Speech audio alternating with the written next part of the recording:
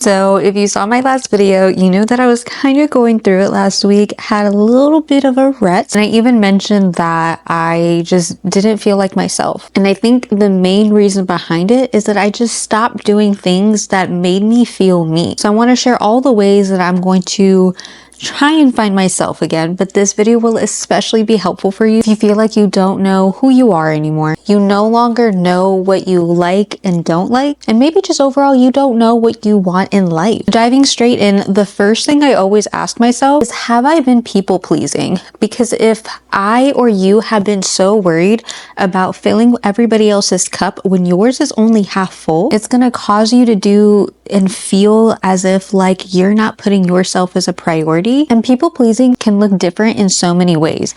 Let's say at work you keep saying yes to tasks because you just don't know how to say no, and maybe you fear that you're just not going to be looked at as a good worker.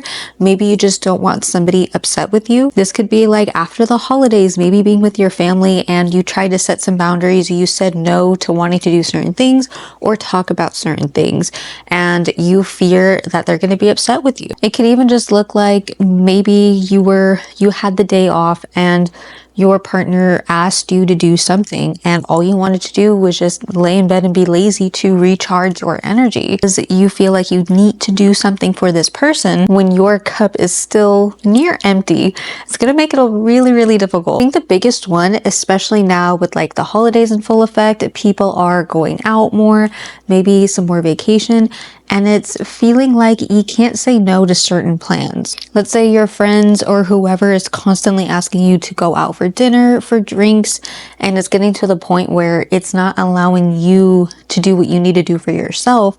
And by constantly going out and not being able to tell these people no is doing more harm than good. And in this case, this is when it's really important to set selfish goals. And by selfish goals, I mean setting goals that are just for yourself, that doesn't affect anybody else around you. In the long term, it probably will affect somebody down the line, but that's not what we're going to be focused on. So going back to that last example, how you feel like you can never say no whenever your friends go out, or if there's like a constant party and everybody's there and you have like this fear of missing out, or you're just fearing that if you say no, it'll make you look a certain way. But the problem is every time you go out, and this was personally the biggest thing that I had to learn how to do on my own, was I just had to stop saying no to friends who always wanted to go out and drink every day. They always wanted to go out to dinner. And don't get me wrong, there's nothing wrong with doing that.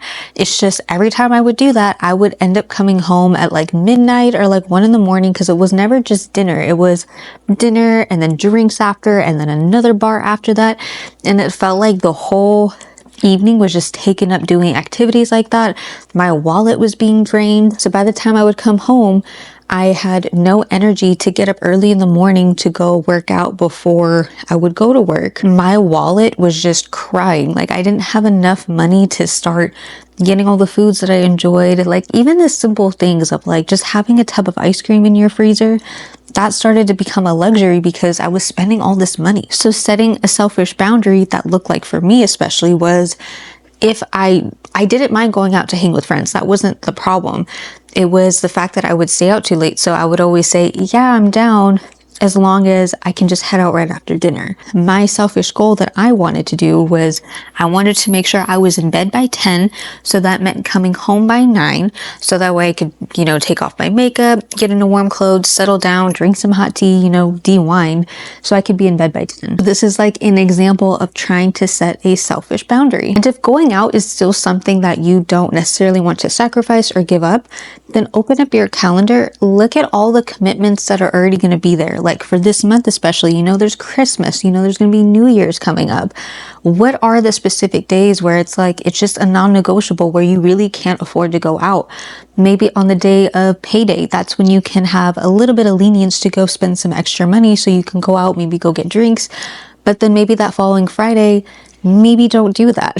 Schedule in like actual self-care things to do. Maybe throughout the week, set the days that you're going to go to the grocery store, the days that you know you're going to meal prep, the days that you for sure are going to the gym. So on the days that you're going to the gym, better make sure than the night before, whatever activities you plan, they don't go past a certain time, because the idea is that because of this selfish goal, what are you choosing to do with that dedicated free time that's going to help you with this selfish goal? If you want to go to the gym by 5 a.m., what do you need to do 3 hours prior to going to bed to help you set up a successful day to wake up at 5 a.m. The first thing is just setting selfish goals. The second thing that helps me find myself is trying new things. We are constantly changing, growing, evolving, healing, and there's a good chance that what you were interested in 3 months ago is not what you're interested in now, and there's nothing wrong with that. But then the problem is where you feel like you're losing yourself is when you try to force doing that same thing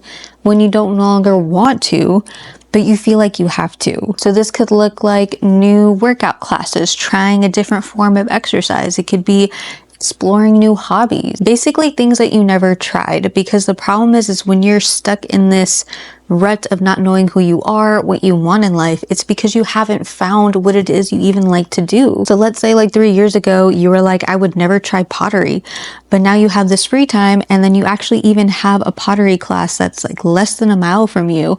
Why wouldn't you just try one class, you know? And then the best example I have that I know why a lot of people are switching to lifting from going into Pilates from lifting is they just wanted a change of pace. Maybe they got tired of always being by themselves to go to the gym, but at least in Pilates, you're around people. Maybe you don't like making up your own schedule and you'd rather just follow an instructor who does it. You'll never know until you try. You know what I mean? The third thing is take yourself out on a date. And by date, I don't mean like it has to be like romantic in any type of way. It's just we always end up waiting for other people's schedules to free up in order to go to a new restaurant or to go back to the restaurant you've been wanting to go, or doing an activity. Instead of waiting for other people's schedule to open up, even though they never seem to align the older that we get, just go by yourself. The amount of times that I have gone to coffee shops and even lunch spots by myself, the idea of it would seem and feel weird, but it's really not. And literally nobody cares if you're eating by yourself. It's actually really therapeutic to be able to order what you want, take your time and enjoy the meal. If it has a really nice view outside, you get to just sit down and enjoy that. By taking yourself out on these solo dates, you get to try and experience all the things that you want to do without the fear of somebody else's opinion or retaliation of something that it is that you want to do. For example, I can think back to my dating days when I was on those dating apps. God.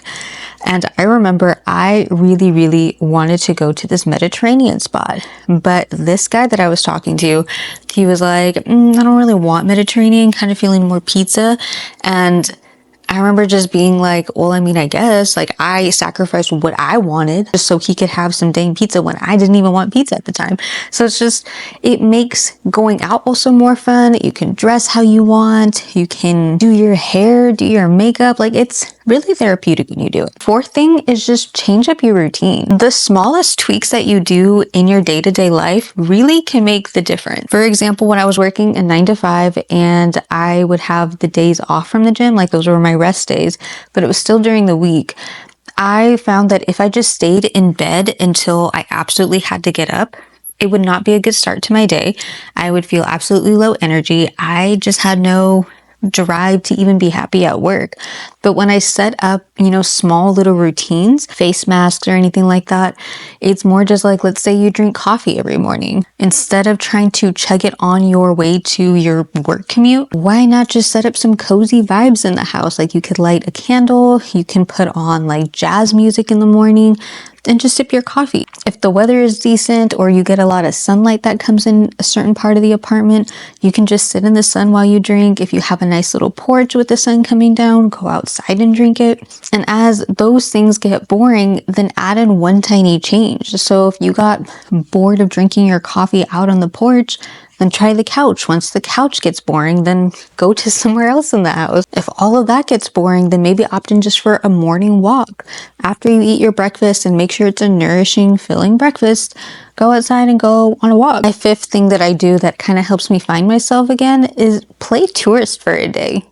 You'd be surprised how many cities are around you that we just never explore. What I love doing is I like to just go to a random city that I haven't been to, and I always like to explore their downtown, assuming it's safe and there's not like anything kind of sus over there, like no homeless people like really walking around, but just to explore the area and, you know, try the local food, like the local restaurants that are only in that area, the local coffee shop, you know, take pictures, wear a cute outfit, take pictures of yourself in the outfit, be around things that are unfamiliar, that you haven't seen. You'd be surprised how much just a change of environment can make you feel so much better. The next thing I would recommend is just eat your comfort food. Go out and seek where you can find it. An example that helped me realize that this was everything that I needed at the time was when I had originally moved out to college. It was the first time I ever moved out of my parents. It was scary, it was unfamiliar, and the first thing that I missed was chai. If you don't know what chai is, it's basically like tea and milk that brown people drink, and I'm sure you've heard of. It's basically a chai latte without the cinnamon, or at least that's how my family makes it. But I never really drank it at my parents', maybe like at best twice a week at my parents' if my mom made like a fresh pot. But for some reason, when I had moved out of college, that's all I wanted. And I tried to make it in my apartment with what I had, and it just wasn't the same. So I went to school in Cal State East Bay. So that's in Hayward, and I knew Berkeley would have everything that I know that I needed. So one weekend, I just decided to drive to Berkeley, explored the, you know, downtown area. I didn't even like look up specific, you know, Pakistani kind of places to find this chai. I just was roaming around because I knew I would find it. And I did. I ended up coming across this really hole in the wall type of restaurant. I kid you not, but it smelled exactly like how it would whenever my mom would make food. And unfortunately, after COVID, they did not make it. So that restaurant is no longer there. But I specifically remember that their chai was free. It was like one of their like homey things to do to make you feel at home. And the owner was like this really old man, but he was just so friendly. He was nice to everybody, so respectful. And I remember when I took that sip of free chai, I didn't even think it'd be that good because I was like, the fact that it's just been sitting in that little tin pot makes me a little uneasy, but it tasted exactly like my mom's chai. And I was just like, it made me feel so much better. It brought me back to, you know, my roots. Because as much as food is good tasting and it brings back good memories, it also releases endorphins in your body. That's also why people end up getting addicted to eating food, but that's like a separate issue. But it does bring happiness, and especially when it brings you back to your childhood, because there are so many important reasons why you want to connect back to your childhood. Because if you can remember when you were a child, did you care about what you wore, how you looked?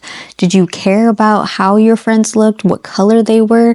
It didn't matter. It just remember that you were carefree, judge-free, and that is the best place to try and get your mind back to.